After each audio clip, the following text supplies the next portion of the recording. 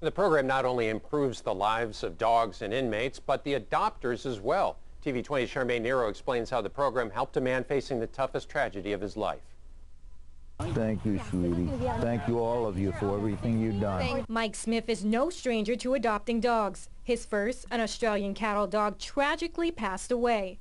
Disheartened after 13 years of friendship, he searched the web for another of the same breed, leading him to pause on parole. This was in 2012, and I came up here and I adopted Goody, and I had Goody for 3 years. But in 2014, Smith's car was hit by a reckless driver and Goody was killed.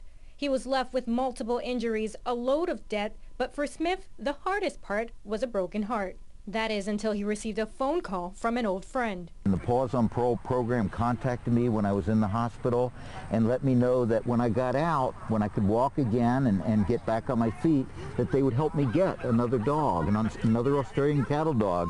And here I am, and I got Roxy, and it was just unbelievable. Roxy's trainer is a prison inmate named Curtis Morrison.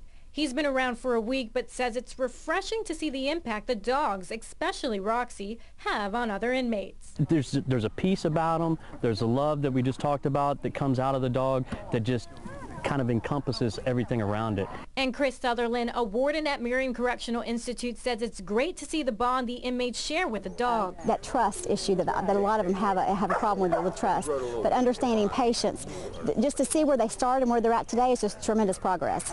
And although Curtis does admit it will be hard to let Roxy go, he's happy to see Smith and Roxy's bond. We're standing over to the side and we noticed that Roxy had her head right on his lap already. So the bonding that's going on already is fantastic. You can see it happening, and they've only been together for the last 30 or 45 minutes. Smith credits the dogs with providing a new life for the inmates. And hearing Curtis and these the other folks here at the prison talk about the fact that it's a second chance for them, it's a second chance for the dog, and that they get to work together, and it doesn't only encourage them, but as I understand, the rest of the compound. And Mike says now that he has a second chance in life, he's happy he can give the same to Roxy.